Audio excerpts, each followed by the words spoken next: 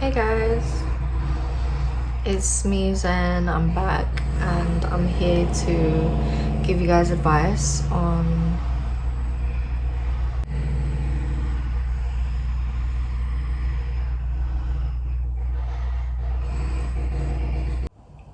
if you've clicked on this video. I just want to start by saying well done. Thank you for clicking on this video. It's a really big step to take in your healing journey to decide that you want to stop self-harming. So today I'm going to go over how I overcame self-harm, what I did in order to stop self-harming, and I've been clean from self-harm for 10 years. I really hope that this video helps someone in some way to realize that the way that you're coping with things right now is not healthy, it's not normal, it's not the right way to go about things. There's something inside you that needs to be addressed. There's something that you need help with, and taking it out on yourself is not the way to go. So this is going to be the start of your journey in healing. This is going to be the start of your journey in quitting and stopping self-harm. So when I was in my early teen years, I had a lot of emotions that I didn't know how to process. A lot of anger inside me, a lot of resentment, a lot of self-esteem issues. I didn't understand that just because I'm thinking something, it doesn't mean that I have to act upon it. I was just never taught how to have self-control. So long story short, I started self-harming. I don't remember how I discovered it. There was a community online that shared things about self-harm, about EDs, about depression, about suicide, and it was like the Tumblr kind of days. I think that's how I learned about self-harm. There were quite a few times in my life where I used self-harm as a way to cope with my emotions. When I would be angry and I'd want to lash out on something or somebody, instead of hurting somebody else, I would just internalize it and end up hurting myself and taking it out on myself. It didn't start with cutting. It was punching myself, hitting my head on the wall. The thing about self-harm is it could be anything. It doesn't just have to be cutting. It could be substance abuse, punching things, ripping your hair out, like purposefully to punish yourself. And it kind of became a ritual for me. So I wasn't just doing it when I felt angry and sad and numb and lonely. I was doing it just to do it, just to kill the time, because it felt good. And it's that feeling of that dopamine hit, like, oh my God, look what I just did to myself. It was kind of interesting as well. It was kind of interesting to see what the inside of your skin looks like. So it was intriguing. I was in a very sick way of thinking back then. So for me, it was just a ritual of, okay, now I get to lock myself in my room. I have peace and quiet. There's nobody around. And then getting myself ready to do the act. And then afterwards, seeing what you had done to yourself, what you had created, and then putting things away, throwing things, trying to hide the evidence and covering it up. It became a routine, it became an addiction. So there are some ways that I had learned from therapists, doctors and nurses, and people who have self-harmed as well in the past, of distractions that you can use instead of cutting yourself. So one of the oldest tricks in the book is using an elastic band. Instead of self-harming, you can do this, and it kind of stings a little bit on your wrist. You can do it on any part of your body. To be honest with you, this didn't really help me that much because it didn't feel genuine. It just felt forced. So for me, it didn't really work, but I know that with some people, it kind of does work. Another method that I heard about, which I've never tried, but it sounds interesting, is squeezing ice cubes. So again, to kind of get away from that numb feeling, it's a sensory thing. Squeezing something really, really tightly and it's freezing cold, it kind of wakes up your nervous system. Mind you, having said that, I remember growing up there was this challenge called the ice burn challenge or something like that, where kids would literally put salt on their hand and ice and just watch their skin burn, because it creates some kind of chemical reaction and it burns through your skin, which I think is just kind of fucked up. But you know, when you're a kid, you do silly shit like this, like the cinnamon challenge. People were doing that all of a sudden. Humans are just a bit weird. We just like to feel things every now and then. Another thing that helped me a little bit is having cold showers. So I would not turn the hot water on and just step in the shower and just have a quick but cold shower. Wet your head as well. However, one thing I will say is, going back to that ritual of self-harm, sometimes when I couldn't do it in my room, I would do it in the shower. So maybe it's not a good idea to create a distraction in a place that could trigger another self-harm episode. So you have to pay attention to what your triggers are. If there's a certain place that you self-harm in, if there's a certain time that you self-harm, for example in the evening when you're alone or after school, you know, then you need to avoid doing your distractions during those times and in those places.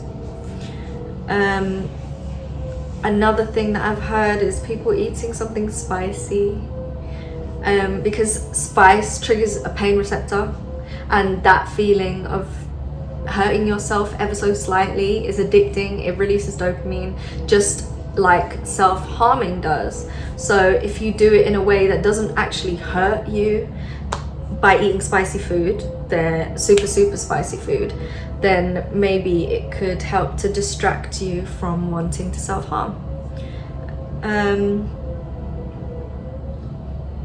One thing that my occupational nurse suggested whilst I was getting treatment for my mental illness was drawing on my skin, because I'm quite a creative person and I like drawing, I like creating things. So instead of putting something sharp to your skin, you should just draw on it. I used to do this all the time anyway. I would just randomly doodle on my skin with pen. It wasn't that helpful for me in terms of stopping self-harm, to be quite honest with you. It was just because it's something I already did, so I didn't associate it as anything new. It didn't give my brain that same hit of dopamine, like, wow, look what I just did to myself. If you're feeling like taking your anger out on something, then just hit a pillow. Punch a fucking pillow. Or take boxing lessons, hit a punching bag. If you feel like breaking something, maybe rip up a book that you no longer like or that you've read before, or take it as an opportunity to get a new hobby. Just keep yourself distracted. For example, if you feel like destroying something, maybe you can start upcycling clothing. I used to do this when I would get bored of my old clothes. I would change it into a crop top. Like, I would cut the bottom off and make it into a crop top, or I would cut off the sleeves and make it into one of those tank tops where the armholes are like really low like that, or I would just cut the hemline and make it into an off the shoulder like this. There's so many different ways and techniques. I would recommend, instead of destroying something, to create something that you're proud of. And whatever happens, if you are feeling like self-harming and it's triggering you because you are alone, then call a friend, call a family member, or just go outside and go to a public place, a park, go to the mall, go to a shop, Go anywhere where there are other people around so that you don't feel so isolated and withdrawn. If you are sitting there doing nothing and now you're feeling like an urge to self-harm because you're not doing anything productive, then you need to get busy. You need to get up and you need to get active. Go for a walk. Just go for a walk. Just get up, walk out the door, and just walk. Just walk for 20 minutes, and it does do something for clearing your head. I would also suggest going to the gym or just doing exercises at home if you don't feel confident going to the gym. Working on yourself in that way, the endorphins that get released when you exercise, it's unmatched, honestly. Same as self-harm, it's something you're doing to your body, but it's in a healthy and productive way, and it's in a way that doesn't harm you. It's in a way that makes you feel good, and it's something that will give you results over time. It's not something that will deteriorate and ruin your body, and it changes your mindset. It changes the way you think about things. It really helps with your discipline, with self-control, which is a big factor in stopping self-harm. You need to learn to have some discipline and gain some self-control. Your body changes and you start to like yourself. You start to gain more confidence. You start increasing your self-esteem and seeing yourself as a valuable person. Think about your mindset, because this is what's going to help you long term to kick this habit that you want to kick so badly. It's all fine and well to distract yourself when it's in the moment, but if you want this to last, if you want longevity, then you have to change the way you think. You have to change the way you see things, because you are what you think. If you think that self-harming is the only way to deal with things, if you think that self-harming is the best option for you right now, if you want to keep self-harming, then you're not going to be successful in overcoming self-harm. You're not going to be successful. So the first thing that you must do is you have to want it enough. You have to want to stop self-harming, and you have to want it for you. Obviously, there are people in our lives that come like angels who make us want to be better and do better, because they bring such a positive influence and such a warm, accepting nature that you feel that you need to do better because of this person. So if there is someone in your life who is influencing you in that way positively, then you can use them as a way to stop self-harming as well, because you want to be better for them, with them. However, if you do not physically want it deep down in your heart to stop and to be better and to move forward with your life, then it will not happen for you. You just have to have that mentality where I don't want this for myself anymore, so I have to stop.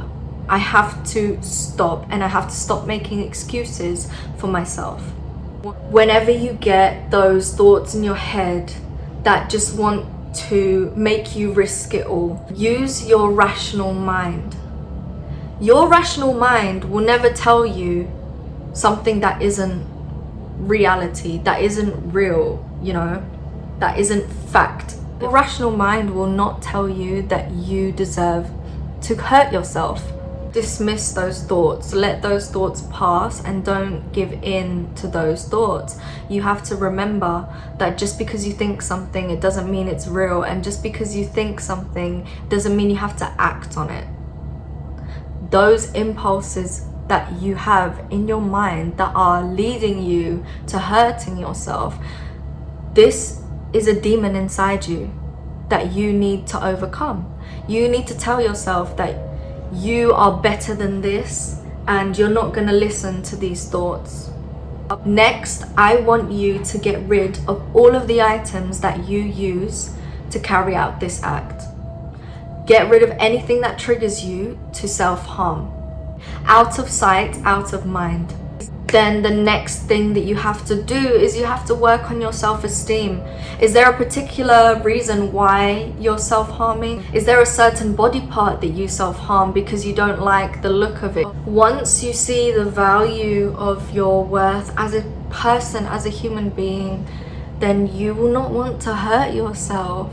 Imagine falling in love. Imagine somebody comes along and just takes your breath away, sweeps you off your feet, and you just admire this person so heavily. It's not even infatuation or limerence, it's just a deep admiration for somebody because they are so kind-hearted, such a nice soul, such a beautiful person, and then they tell you, actually I hate myself and I hurt myself. What would you think? You would want them to stop. You wouldn't want them to do that because you see them in a way where they are beautiful, that they are worth something. And it's such a shame when the person themselves doesn't see that. So sometimes you just have to step out of your shoes and imagine yourself in somebody else's eyes. Imagine yourself in your mother's eyes. If you have a good relationship with your mother, imagine yourself in your best friend's eyes. They see you as this fun, bubbly person who's amazing to be around, great company, amazing sense of humor, and just pretty inside and out. This is how the people who love you see you, so you need to start seeing yourself in that way as well. I would suggest going to therapy. When I was a teenager, I was going to therapy, and at the time it helped me somewhat, but it wasn't the driving force that helped me to get better. I believe that I wanted it enough that I got myself better. And I don't put that down to therapy. I put in the hard work and I decided that I wanted to be better and do better. So I did. Therapy is quite useful though because it gives you a safe space where you can just talk. You can just get things off your chest and offload. I used to be really bad at communicating. So for me, therapy was a bit pointless because I was like, what's the point to talk about things? And anyway, you're getting paid to sit here and listen to me. So it just didn't seem genuine. And I'm the type of person where I feel so deeply and I love to feel that connection with things and people and situations that if it doesn't feel genuine, it just doesn't make sense to me. It doesn't feel right. It just feels off. So my view on therapy back when I was doing it was a bit 50-50, but I would definitely advise it. It is helpful. This thing that you're doing to hurt yourself, it's a cycle.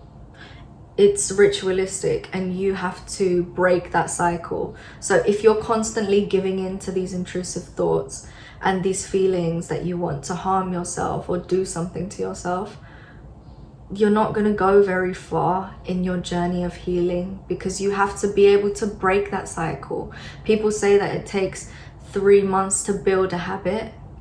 Take it day by day, and then eventually when you look back, you'll realize, okay, it's been like 4 months and I haven't self-harmed.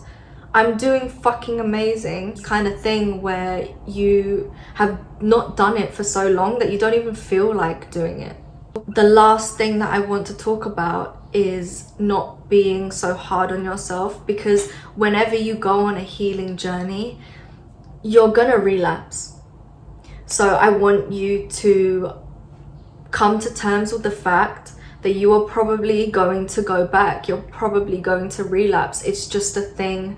I did it too. I did it about nearly a year into my self-harm recovery journey. I relapsed. It wasn't a big traumatic event, but I just felt like, let me give it another go. After months of not wanting to do that, I just felt a bit lonely. I felt a bit sad, and I was like, let me see if it still gives me that same feeling. Luckily it didn't, because when you elevate yourself, you kind of separate from the things that you once thought were beneficial to you, and you kind of leave them behind.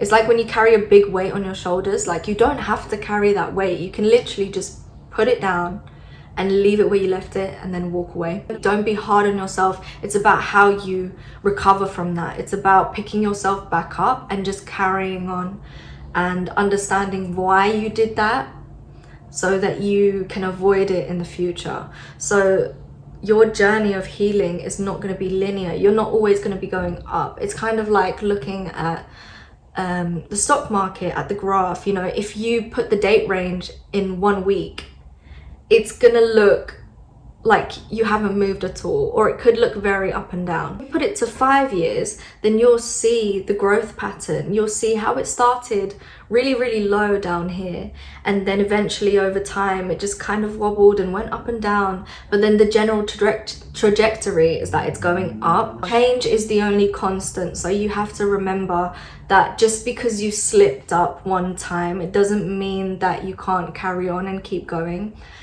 One thing that made me feel like a failure is that I always used to quit things too early. And you just have to stay consistent. You just have to believe in yourself and work on yourself, and you will get there eventually. You will get to the point where you are no longer self-harming in order to cope with your emotions. And I just wish you all the best in this journey. I wish that you discover who you are and what you want to do and be in life, and that you're happy. I really, really hope that this video is a catalyst for somebody wanting to improve and do better and be better with their lives, because other people have done it and so can you. So I wish you the very best of luck, and just remember that you deserve better. And there will always be better. It's never too late.